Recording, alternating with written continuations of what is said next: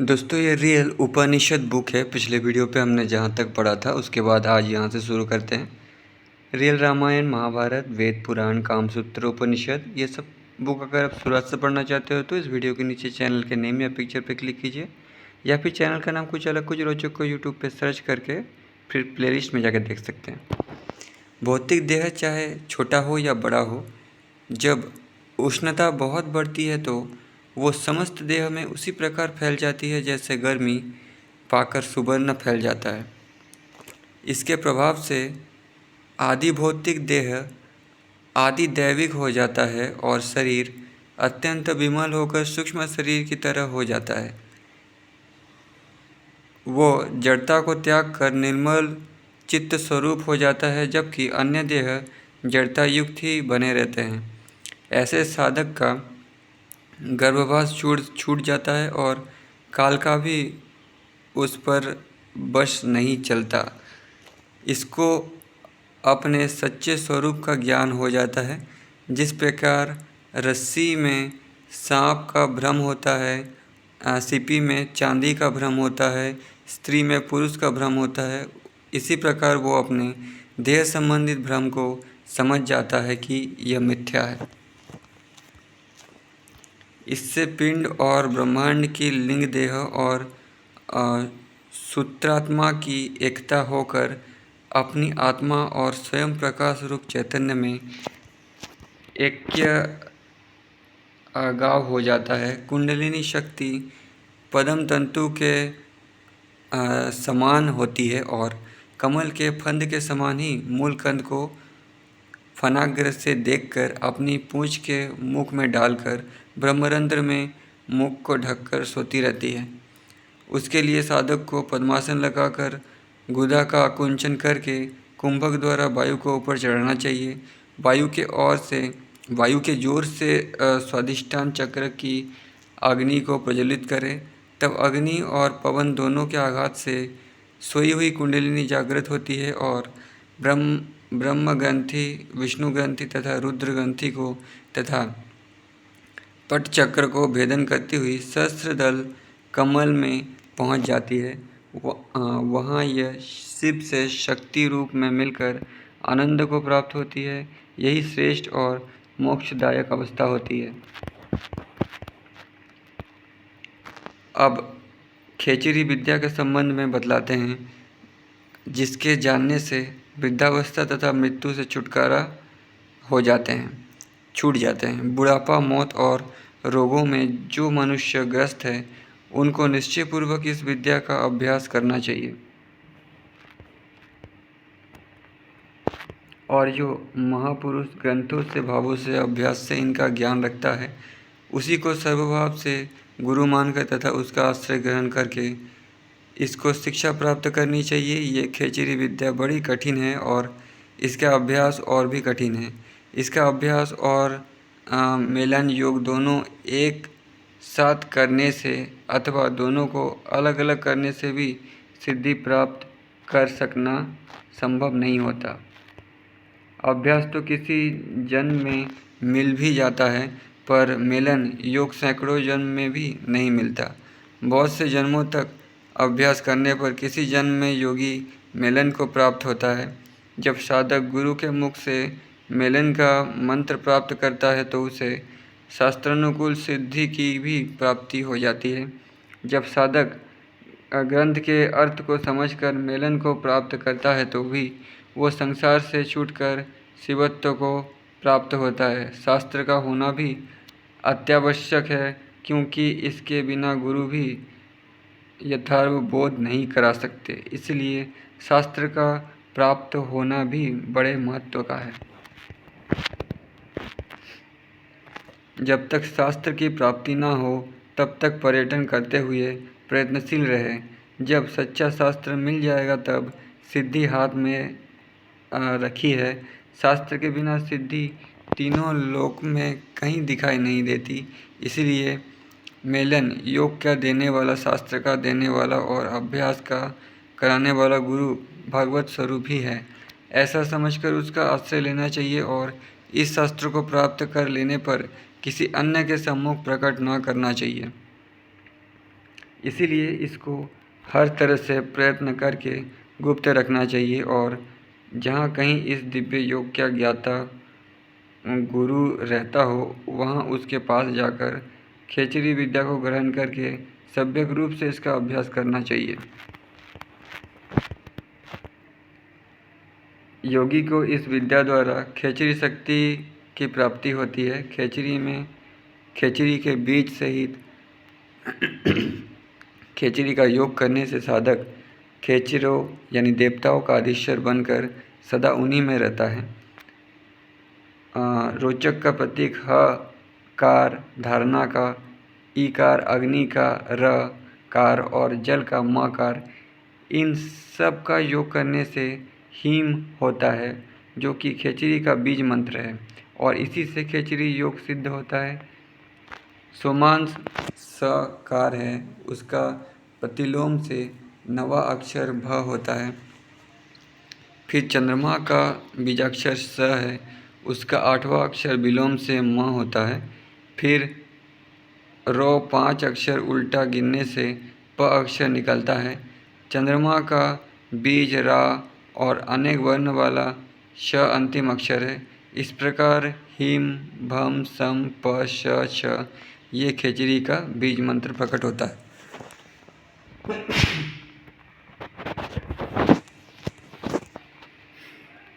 ये खेचरी मंत्र सब प्रकार की सिद्धियों को देने वाला है।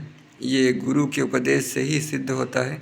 जो नियम से इसका बार बार जप करता है उसे अंतःकरण में स्थित देह संबंधित माया नहीं व्याप्ति। जो इसे भावपूर्वक 5 लाख जपेगा उसको खेचरी की सिद्धि स्वयं हो जाएगी। सब विघ्न दूर होकर देवताओं की प्रसन्नता प्राप्त होगी। इससे शरीर पर पड़ी हुई झुर्रियाँ मिट जाती है। इसमें कुछ भी संशय नहीं है। इस महाविद्या को जब भली प्रकार जान ले तब उसका अभ्यास भली भांति करे। ऐसा न करने से खेचरी की सिद्धि न होकर उल्टा कष्ट ही उठाना पड़ता है। विधि पूर्वक अभ्यास करने पर भी सफलता न हो तो भी सम्मेलक गुरु शिक्षक आदि के बताए अनुसार सदैव इसका जप करता रहे। बिना उपयुक्त शिक्षक के इनमें कभी सिद्धि प्राप्त नहीं हो सकती। जब इस विद्या के शास्त्र का ठीक तरह से ज्ञान हो जाएगा तब साधक को सिद्धि प्राप्त करने में देर न लगेगी। सर्वप्रथम साधक को 7 दिन तक तालु के मूल स्थान को गुरु के आदेश के अनुसार घिसकर वहाँ का सब मेल दूर करना चाहिए। फिर तुहर के पत्ते के समान उत्तम धार वाले शुद्ध चाकू आदि से तालु मूल को एक बाल के बराबर काटे अथवा गुरु या शिक्षक से कटाए। कटे स्थान के ऊपर हरे और सिंधा नमक का पूर्ण भुरभुराता रहे। 7 दिन के पश्चात फिर पूर्ववत बाल बराबर काटे। इस क्रम से निरंतर प्रयत्न करते रहने से जीभ का तालु के साथ वाला बंधन कट जाएगा। तब जीभ के अग्रभाग को कपड़े से लपेटकर धीरे धीरे दोहन करें, बाहर की तरफ खींचे। इस प्रकार 6 माह तक अभ्यास करने से जीभ बढ़कर भौं से मध्य तक पहुंचने लगेगी और बगल में कान के छेद तक पहुंचने लगती है। बाहर की तरफ जीभ थोड़ी तक पहुंच जाती है।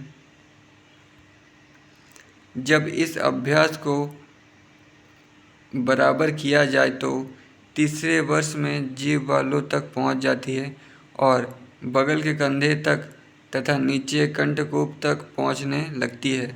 आगामी 3 वर्ष के अभ्यास से जीभ ब्रह्मरंध्र तक पहुंचकर उसे ढक लेगी, इसमें संशय नहीं है। तब वो गर्दन के पीछे तक और नीचे कंठ के अंत तक पहुंच जाएगी।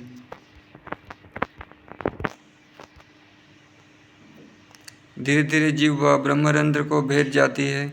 ये समस्त बीजाक्षर की विधि सहित विद्या बड़ी ही कठिन है।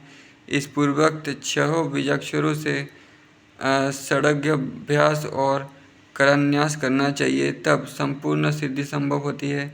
इस प्रकार का अभ्यास बहुत सावधानी से क्रमशः धीरे धीरे करना चाहिए। जल्दी करने से शरीर की हानि होना संभव है, इसीलिए इस अभ्यास में कभी जल्दी नहीं करनी चाहिए। जब बाहर के मार्ग से जीव ब्रह्म विवर के भीतर जाने लगे तो उसे उंगली से उठाकर उसके भीतर कर दे।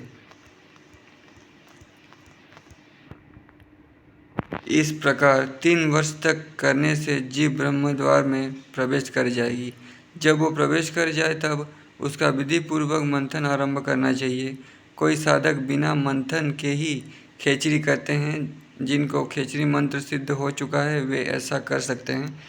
तो भी जप और मंथन दोनों करने से फल शीघ्र प्राप्त होता है। मंथन के लिए सुवर्ण, चांदी अथवा लोहे की सलाखा के सिरे पर दुग्ध युक्त तंतु लगाकर उसे नाक के भीतर डालें। फिर प्राण को हृदय में निरोध करके सुखासन पर बैठकर आँखों को भ्रिकुटी स्थान में लगाकर धीरे धीरे मंथन करें। 6 माह तक इस प्रकार मंथन करने से उसका प्रभाव दिखलाई पड़ने लगता है। तब उसकी अवस्था इस प्रकार की होती है जैसी बालक की सुषुप्ति अवस्था में। मंथन नित्य नहीं करना चाहिए, वरन महीने में 1 बार करना होता है। इसी प्रकार जिह्वा को बार बार ब्रह्मरंध्र में प्रविष्ट ना करें। इस प्रकार 12 वर्ष अभ्यास करने पर सिद्धि निश्चय रूप से होती है। उस समय योगी को समस्त विश्व अपने भीतर दिखलाई देने लगता है, क्योंकि जीव के ब्रह्मरंध्र तक जाने के मार्ग में ही ब्रह्मांड की स्थिति है। तो ये कृष्ण ने ऐसा किया था, उनके गुरु सांदीपनि ने कराया होगा। ब्रह्मा जी बोले, मेलन मंत्र इस प्रकार है, हीम भम सम पम संग शम। हे शंकर, अमावस्या, प्रतिपदा और पूर्णमासी का मूल आशय क्या है? प्रतिपदा से सूर्य का आशय है और पूर्णमासी से चंद्रमा का। अमावस्या का अर्थ सूर्य और चंद्र दोनों का अभाव है। मनुष्य कामनाओं में ग्रसित होकर विषयाकांक्षी होता है और विषय में पढ़कर कामना बढ़ती जाती है। इसलिए शुद्ध परमात्मा भाव की प्राप्ति के लिए विषय और कामना दोनों का त्याग करना और आत्मा में ध्यान लगाना ही आवश्यक है। जो अपने हित की इच्छा रखता है उसे अन्य सब मिथ्या विषयों को त्याग देना चाहिए और शक्ति में प्रवेश करके उसी में स्थित रहना चाहिए। मन द्वारा मन को देखकर और समझकर उसका त्याग करना ही परम पद है। उत्पत्ति और स्थिति का प्रधान बिंदु मन ही है। ये बिंदु मन से ही उत्पन्न होती है। जैसे दूध से घी प्रकट होता है, उस बिंदु में कई बंधन नहीं है, वरन जो कुछ बंधन है वो सब मन का ही है। सूर्य और चंद्र के मध्य में जो शक्ति रहती है वही बंधन रूप है। इसलिए इन दोनों के मध्य की सुषुप्ना का ज्ञान प्राप्त करके उसके भीतर प्राण को चलाना आवश्यक है। प्राण को इसी बिंदु स्थान में स्थित करके नासिका से वायु का निरोध करना चाहिए। यही प्राण वायु बिंदु सत्व और प्रकृति का वर्णन है। इसके साथ ही पट चक्रों की जानकारी भी प्राप्त करनी चाहिए, जिससे मुख की स्थिति प्राप्त हो सके। ये 6 चक्र इस प्रकार है: मूलाधार, स्वादिष्ठान, मणिपुर, अनाहत, विशुद्ध और आज्ञा। मूलाधार का स्थान गुदा है, उसके ऊपर लिंग के समीप स्वादिष्ठान है, मणिपुर नाभि में है, अनाहत हृदय में, विशुद्ध कंठ में और आज्ञा चक्र मस्तक में होता है। इन समस्त चक्रों का ज्ञान प्राप्त करके सुखमंडल रूप सहस्त्र दल कमल में प्रवेश करें और प्राण को ऊर्ध्व भाग में खींचकर स्थित करें। इस प्रकार प्राण का अभ्यास करने से ब्रह्मांड में स्थित हो जाती है। प्राण वायु बिंदु चक्र तथा चित्त का उचित रूप से अभ्यास करके योगी जन एवं रूप की समाधि तक पहुंच जाते हैं और अमृत पद को प्राप्त होते हैं। जिस प्रकार काष्ठ में अग्नि रहती है पर घिसने के बिना वो प्रकट नहीं होती, उसी प्रकार सत अभ्यास के बिना योग विद्या का दीपक भी प्रकाशित नहीं होता। अथवा जिस प्रकार घड़े के भीतर रखा हुआ दीपक बाहर प्रकाश नहीं कर सकता जब तक कि उस घड़े का भेदन न किया जाए, उसी प्रकार शरीर रूपी घट के भीतर रखे हुए ब्रह्म रूपी दीप का प्रकाश भी उस समय तक बाहर नहीं निकलता जब तक गुरु के उपदेश से इस घट का भेदन नहीं होता। इस प्रकार इस अपार सागर को पार करने का उपाय गुरु रूपी कर्णधार ही है। और आजकल तो वैसा गुरु मिलता ही नहीं है। अभ्यास और श्रेष्ठ वासना की शक्ति द्वारा ही वे इस भव सागर को तैर कर पार करने में समर्थ होता है। बानी परा में अंकुरित होती है, पश्चंती में उसके 2 भाग होते हैं, मध्यमा में पुष्पित होती है और बेखरी में विकास को प्राप्त हो जाती है। इस विधि से जिस प्रकार वाणी का आविर्भाव होता है उसके विलीन क्रम से ही वो लय हो जाती है। इस वाणी का बोध कराने वाला अथवा परम देव मैं ही हूँ, इस प्रकार निश्चय करके जो व्यक्ति तदनुसार व्यवहार करता है, उससे कोई उच्च या नीच कैसा भी शब्द कहे पर वो उसमें लिप्त नहीं होता। विश्व, तेजस और प्राज्ञा ये 3 पिंड तथा विराट, हिरण्यगर्भ और ईश्वर ये 3 ब्रह्मांड के और भू भव स्व ये 3 लोक के भेद हैं, जो अपनी उपाधि के लय होने पर प्रत्यागाम्य में लीन हो जाते हैं। ज्ञानाग्नि से तप्त होने पर ब्रह्मांड भी अपने मूल रूप में विलीन हो जाता है। परमात्मा में मिल जाने से ये ब्रह्म रूप हो जाता है। उस समय एक ऐसा अगाध और गंभीर रूप हो जाता है जो ना प्रकाश कहा जा सकता है ना अंधकार। तब केवल सन स्वरूप एक अव्यक्त तत्व ही शेष रहता है। जैसे घट के भीतर दीपक की ज्योति रहती है, ऐसे ही एक निर्धम ज्योति अपने अंतःकरण में प्रकाशित होती रहती है। इसी स्वरूप में उस कुटस्थ अव्यय रूप का ध्यान करना चाहिए।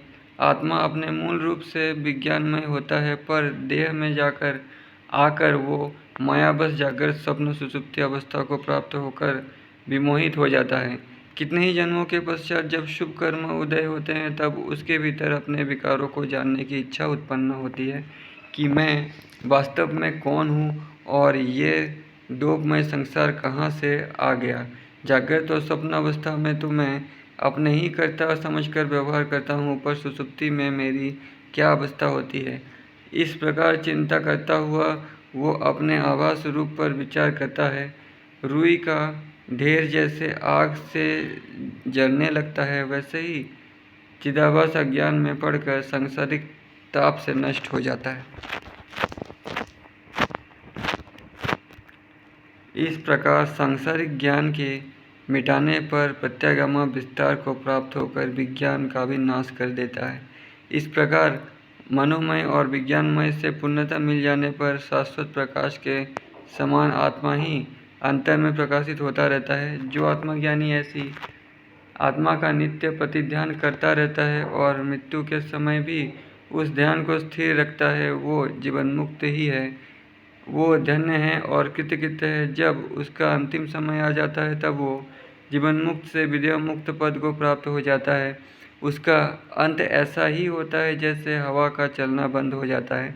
जो शब्द स्पर्श रूप रस गंध से रहित अर्थात पंचभूतों से परे नित्य और अव्यय है, जो आदि और अंत से रहित है, जो महान और अटल है, वही शुद्ध और अविकारी ब्रह्म अंत में शेष रहता है। नेक्स्ट उपनिषद ध्यान बिंदु उपनिषद शांति पाठ। यदि पर्वत के समान अनेक योजन विस्तार वाले पाप भी हो तो भी वे ध्यान योग से नष्ट हो जाते हैं। इसके अतिरिक्त और किसी तरह उनका नाश नहीं होता। बीजाक्षर परम बिंदु है और उसके ऊपर नाद की स्थिति है। जब वो नाद शब्द अक्षर में लय हो जाता है, तब शब्द रहित परम पद का रूप होता है। अनाहत शब्द से भी परे जो शब्द है, उसके पाने से ही योगी के संशय की निवृत्ति होती है।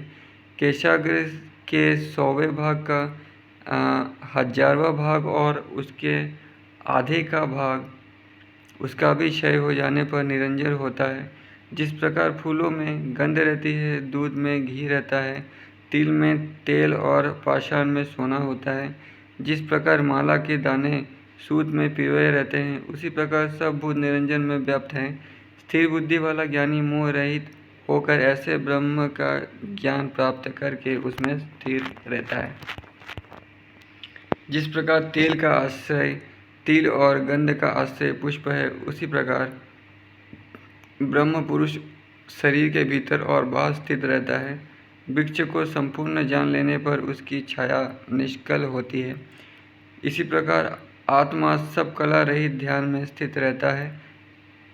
सब मोक्षाभिलाषी व्यक्ति ओंकार रूप एक अक्षर ब्रह्म का ही ध्यान करते हैं।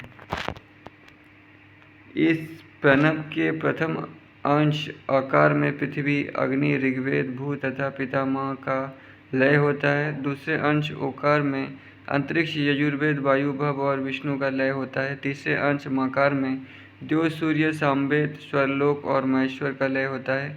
आकार पीले रंग और रजोगुण वाला कहा जाता है। ओकार श्वेत वर्ण और तमोगुण वाला और मकार कृष्ण वर्ण तथा तामस गुण वाला है। इस प्रकार ओंकार 8 अंग, 4 पद, 3 नेत्र और 5 देवत वाला होता है। इस प्रकार से ओंकार को जो नहीं जानता वो ब्राह्मण नहीं माना जा सकता। वो प्रणव धनुष है, आत्मा बाण है और ब्रह्म लक्ष्य है। बाण से सावधानी के साथ तन्मय होकर लक्ष्य को भेद करने और अवर को जान लेने से सब क्रियाओं में निवृत्ति हो जाती है। ओंकार से देवता हुए, ओंकार से स्वर हुए और ओंकार से ही तीनों लोक के समस्त चराचर हुए। इसका ह्रस्व अंश पापों को हरता है, दीर्घ अध्ययन स्वरूप संपत्ति को देता है। इस प्रकार अर्म मात्रा युक्त प्रणव मोक्षदायक है। तेल की अविच्छिन्न धार के समान, घंटा के दीर्घ निनाद के समान नाद के अग्र में वाच्य रहित प्रणव है। उसे जानने वाला ही वेदज्ञ है। हृदय में कमल की कर्णिका में दीप शिखा तुल्य अनुष्ठ मात्र आकार के ओंकार रूप ईश्वर का ध्यान करें। बाई नासिका से वायु को उदर में भरे और देह के मध्य में ज्वालामय ओंकार का ध्यान करें। पूरक को ब्रह्म और कुंभक को विष्णु और रेचक को रुद्र कहा गया है। ये तीनों प्राणायाम के देवता हैं। आत्मा को नीचे की अरणी के रूप में ग्रहण करके प्रणव को ऊपर की अरणी बनाएं। इन दोनों के मंथन रूप ध्यानाभ्यास से गूढ़ तत्व का दर्शन करें। ओंकार की ध्वनि के नाद सहित रेचक का अंत होने पर नाद का लय होता है। इस प्रकार का ध्यान अपनी सामर्थ्य के अनुसार करें।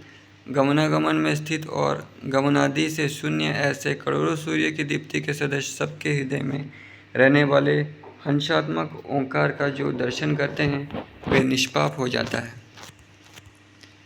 सृष्टि, स्थिति और लय होने का कारण जो मन में है उसका जहाँ विलय होता है वही विष्णु का परम पद है। 8 दल और 32 पशुड़ियों का जो हृदय कमल है उसके मध्य में सूर्य और सूर्य के मध्य में चंद्रमा स्थित है। चंद्रमा के मध्य में अग्नि है और अग्नि के मध्य में प्रभा है। प्रभा के मध्य में नाना प्रकार के रत्नों से जड़ा पीठ स्थान है। उसके मध्य में निरंजन भगवान वासुदेव है जो श्रीवत्स, कौस्तुभ मणि और मणि मुक्ताओं को धारण किए हुए हैं। शुद्ध स्फटिक के समान करोड़ों चंद्रमा की सी प्रभा वाले महाविष्णु का विनयावनत भाव से ध्यान करें। अतली के पुष्य के समान नाभिस्थल में प्रविष्टित 4 भुजा वाले महाविष्णु का पूरा करता हुआ ध्यान करें। कुंभक के समय हृदय स्थान पर कमलासन पर विराजमान लालिमा युक्त और गौर वर्ण वाले 4 मुंह वाले पितामह ब्रह्मा का ध्यान करें। तेचक के समय ललाट स्थान में श्वेत स्फटिक के समान निष्कल पापनाशक त्रिलोचन भगवान शंकर का ध्यान करें। कदली पुष्प के समान नीचे की तरफ फूल, ऊपर ठंडी, नीचे मुंह, इस प्रकार सर्वदेवमय शिव हैं। 100 आरे, 100 पत्ते और विस्तीर्ण पंखुड़ियों से युक्त हृदय कमल पर सूर्य, चंद्रमा और अग्नि का एक के ऊपर एक दर्शन करें। कमल के विकसित होने से सूर्य, चंद्र, अग्नि का बोध होता है। इनके बीज को ग्रहण करने से स्थिर आत्मा स्थिति प्राप्त होती है। 3 स्थान, 3 पात्र, 3 ब्रह्म, 3 अक्षय, 3 मात्रा और अर्थ मात्रा में जो इनको जानता है वो वेदज्ञ है।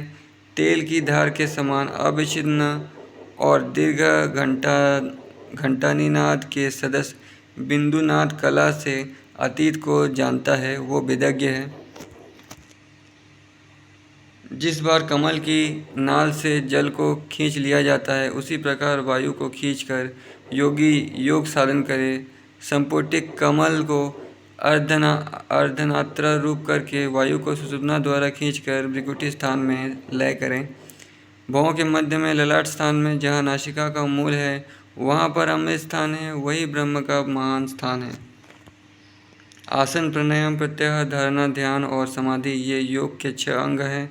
संसार में जितने जीव योनियाँ हैं, उतने ही प्रकार के आसन हैं। इनके बहुसंख्यक भेदों को ईश्वर ही जानते हैं। सिद्धभद्र सिंह पद्म 4 मुख्य आसन हैं। प्रथम चक्र आधार है और दूसरा स्वादिष्ठान है।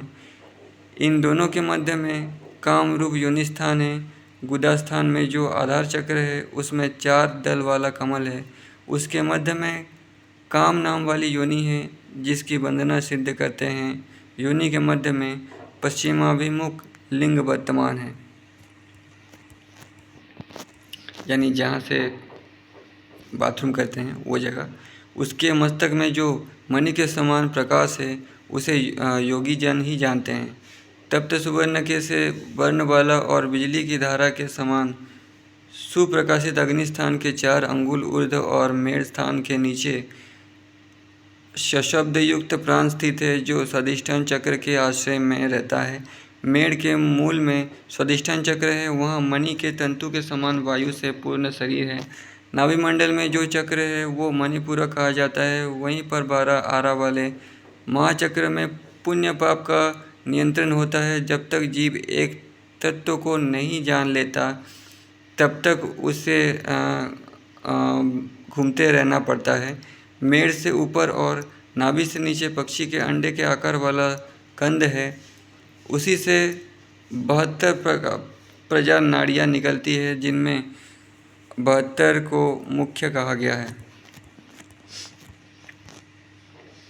इन 72 में से 10 प्रधान नाड़ियाँ प्राण को चलाने वाली कही गई है, जो इस प्रकार है: ईड़ा, पिंगला, सुषुम्ना, गांधारी, हस्ती, जिह्वा, पूषा, यशस्विनी, अलंबुसा, कुहू और शंखिनी।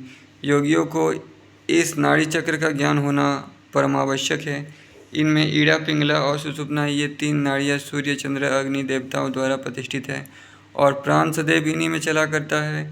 ईड़ा बाईं और पिंगला दाहिनी और सुषुम्ना दोनों के मध्य में स्थित है। ये तीनों प्राण के मध्य स्वरूप है।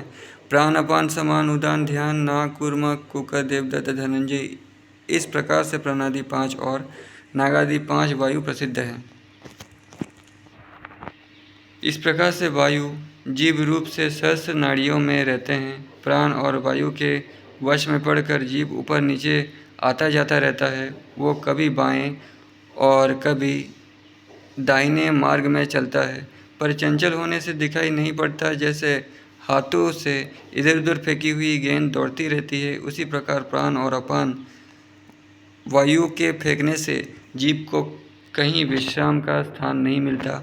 अपान प्राण को खींचता है और प्राण अपान को खींचता है। इसी प्रकार जैसे रस्सी से बंधा हुआ पक्षी खींच लिया जाता है, इस रहस्य को जो जानता है वो योगी है।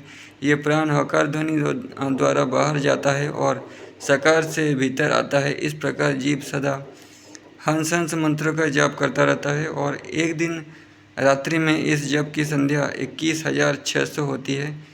इनको अजपा गायत्री कहते हैं। ये योगियों के लिए मोक्ष प्रदायिनी है। इस अजपा गायत्री के संकल्प मात्र से मनुष्य पापों से छूट जाता है। न तो इसके समान कोई विद्या है, न जप है, न कोई पुण्य है, न हो सकता है। इसके द्वारा मनुष्य बिना कठिनाई के ब्रह्मस्थान तक पहुंच जाता है। परमेश्वरी शक्ति उस मार्ग को अपने मुख से ढककर सोई हुई है। वो ब्रह्मी योग द्वारा जागृत होती है और तब सुषुम्ना में मन और प्राण वायु सहित ऊपर जाती है। उसी प्रकार जैसे सुई धागे को ले जाती है और जैसे ताली से द्वार को खोल दिया जाता है, वैसे ही योगी कुंडलिनी शक्ति द्वारा मोक्ष द्वार को खोलते हैं। हाथों को संपुटित करके दृढ़तापूर्वक पद्मासन लगाकर थोड़ी से उरु प्रवेश को मजबूती से दबाकर ब्रह्म का चित्त में ध्यान करते हुए अपान वायु को बारंबार ऊपर की ओर चलता हुआ और खींची हुई प्राण वायु को नीचे लेता हुआ साधक कुंडलिनी शक्ति के प्रभाव को अनुभव करता है। जो योगी पद्मासन पर स्थित होकर नाड़ियों में वायु को भरकर कुंभक द्वारा रोकता है वो निसंशय रूप से मुक्ति पाता है। श्रम करने से जो पसीना निकले उसे शरीर में ही मल लेना चाहिए। कटु अम्ल और नमक को त्याग कर दूध का भोजन करना चाहिए। इस प्रकार साधन करने वाला मिताहारी ब्रह्मचारी योगी 1 वर्ष के भीतर सिद्धि प्राप्त कर लेता है, इसमें संशय नहीं।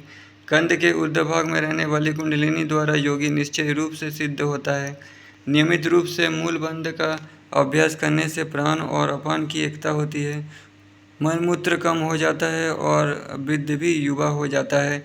एड़ी से योनि स्थान को दबाकर गुदा को आकुंचित करे और अपान वायु को ऊपर की तरफ खींचे, इसको मूल बंध कहते हैं। अब उड्डीपान की विधि कहते हैं। जिस प्रकार महाखग विश्राम करता है उसी प्रकार होकर उदर की पश्चिम तान को नाभि के ऊपर करें। ये उड्डयन बंध मृत्यु के लिए ऐसा ही है जैसे हाथी के लिए सिंह।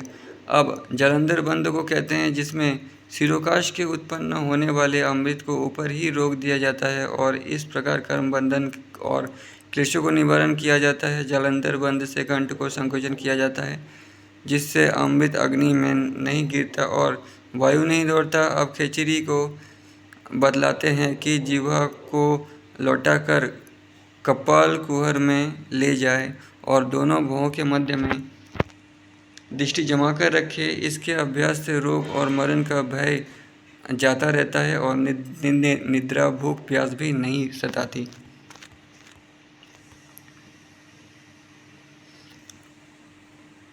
जो खेचरी को जानता है उसे मूर्छा नहीं होती, ना रोगों से पीड़ित होता है, ना कर्मों में लिप्त रहता है। जिसका चित्त खेचरी मुद्रा के साधक से आकाश में रहता है और जीवा भी आकाशगामिनी होती है, वो काल के बंधन में नहीं पड़ता। इसलिए आप खेचरी मुद्रा को सिद्ध योगी नमस्कार करते हैं। खेचरी मुद्रा द्वारा जिसने ताल के छेद को बंद कर दिया है उसका वीर्य क्षय नहीं होता, चाहे वो स्त्री का लिंगन ही क्यों ना करे। और जब तक वीर्य देह में स्थित है तब तक मृत्यु का भय कैसा। जब तक खेचरी मुद्रा रहेगी तब तक वीर्य पतन नहीं हो सकता और यदि किसी प्रकार वीर्य स्खलित होकर योनि स्थान में चला भी जाए तो योनि मुद्रा द्वारा उसे शक्तिपूर्वक फिर ऊपर की तरफ खींच लिया जाता है। वो वीर्य श्वेत और रक्त वर्ण 2 प्रकार का होता है। श्वेत वर्ण वाला शुक्ल कहा जाता है और लाल वर्ण वाला महाराज कहलाता है। मूंगे के समान रंग वाला योगी के योनि स्थान में स्थित है और शुक्ल चंद्र स्थान में रहता है। उन दोनों का एक होना बड़ा कठिन है। शुक्ल शिव रूप है और रज शक्ति रूप है। वीर्य चंद्रमा है और रज सूर्य है।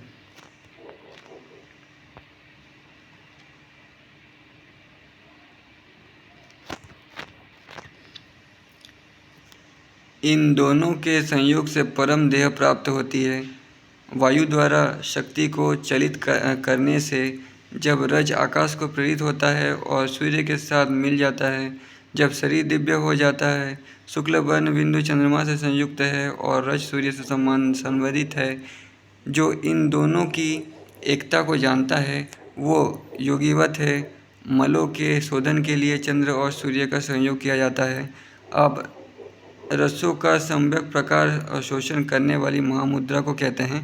छाती को थोड़ी से दबाकर और बाईं एड़ी से योनि स्थान को दबाकर तथा फैलाए हुए दूसरे पैर को पकड़कर दोनों कुक्षियों को बांधकर भरी हुई सांस को धीरे धीरे छोड़े, इसको पापनाशिनी महामुद्रा कहा जाता है।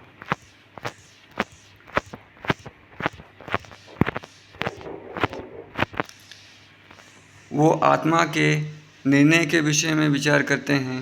हृदय स्थान में अष्टदल कमल है, उसमें रेखाओं का आश्रय लेकर जीवात्मा ज्योति रूप अनुमात्र रूप में रहता है। उसी में सब कुछ प्रतिष्ठित है, वही सब कुछ जानता है। जब सब कुछ करता है, सब कुछ करता है वही ऐसा विचार करता है कि मैं सब चरित्रों का करता हूँ, भोगता हूँ, सुखी दुखी, काना खंज बहिरा, गूंगा दुबला मोटा हूँ। इस प्रकार वो स्वतंत्रता का व्यवहार करता है। उस कमल को पूर्वदल श्वेत वर्ण का है और उसमें निवास करने से भक्ति और धर्म में मति रहती है। सब आग्नेय दिशा के रक्तपर्ण के दल में निवास होता है, तब निद्रा और आलस्य से मति होती है। जब दक्षिण वाले कृष्ण दल में निवास करते हैं तब द्वेष और कोप की मति होती है। जब नैश्चित्य दिशा में नील वर्ण दल में निवास करता है तब पाप कर्म और हिंसा में मति रहती है। जब पश्चिम के स्फटिक वर्ण वाले दल में निवास करता है तब क्रीड़ा विनोद में मति रहती है। जब वायव्य कोण में माणिक्य के कैसे रंग वाले दल में निवास करता है तब चलने और वैराग्य की भावना होती है। जब उत्तर के पीत वर्ण दल में निवास करता है तब सुख श्रृंगार में मति होती है। जब ईशान कोण में वैदुर्य मणि के वर्ण के दल में निवास करता है तब दानादि कृपा करने से मति रहती है। जब संधियों की संधि में मति रहती है तब वात पित्त कफ संबंधित महाव्याधियों का प्रकोप होता है। जब मध्य में मति रहती है तब सब जानने, गाने, नृत्य करने, पढ़ने, आनंद करने में लगी रहती है। जब नेत्र को श्रम होता है तो उसे दूर करने के उद्देश्य से प्रथम रेखा के मध्य में डुबकी लगाती है, जिससे निद्रावस्था होती है। वो प्रथम रेखा बंदूक पुष्प के रंध्र वाली है। निद्रावस्था के मध्य में ही स्वप्नावस्था रहती है। स्वप्न में देखी हुई, सुनी हुई, अनुमान की हुई बातों को कल्पना की जाती है तो उससे श्रम होता है। उस श्रम के दूर करने हेतु दूसरी रेखा के मध्य में डुबकी लगाती है। जीरा का वर्ण धीर बहुटी का सा है। तब सुसुप्ति अवस्था होती है जिसमें बुद्धि ईश्वर के संबंध वाली तथा नित्य बोध रूप होती है। इससे बाद में परमेश्वर की प्राप्ति होती है। जब दूसरी परम राग के वर्ण वाली रेखा के मध्य में डुबकी लगाई जाती है तब तुर्यावस्था होती है। तुर्या में बुद्धि परमात्मा के संबंध वाली और नित्य बोध रूप होती है। तब शनि शनि सबसे पृथक होकर धैर्य युक्त हो मन को आत्मा से स्थिर करे और अन्य कुछ भी चिंतन ना करे। तब प्राण अपान में ऐक्य भाव स्थापित करके समस्त विश्व को आत्मा रूप समझते हुए उसी का लक्ष्य रखा जाता है। जब तुर्यातीत अवस्था प्राप्त हो जाती है तब सब आनंद रूप होकर द्वंद्व भाव मिट जाता है। इसके पश्चात प्रारब्ध को पूरा करने की अवधि तक ही जीव देह में ठहरता है, फिर परमात्मा तत्व में मिल जाता है। यही मोक्ष प्राप्ति का मार्ग है और इसी मार्ग से आत्मा दर्शन होता है। चारों पंथ संयुक्त महाद्वार में जाने वाले वायु के साथ स्थित होकर अर्ध त्रिकोण में होकर अच्युत दिखाई देता है।